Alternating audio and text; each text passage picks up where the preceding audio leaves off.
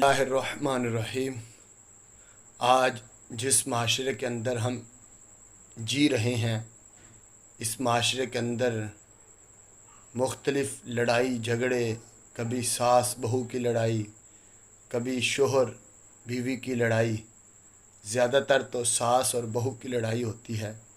تو بھائیوں، بہو کو چاہیے کہ وہ اپنی ساس کو ماں سمجھے، اور ساس کو چاہیے کہ وہ اپنی بہو کو بیٹی سمجھے اور محبتیں تقسیم کریں۔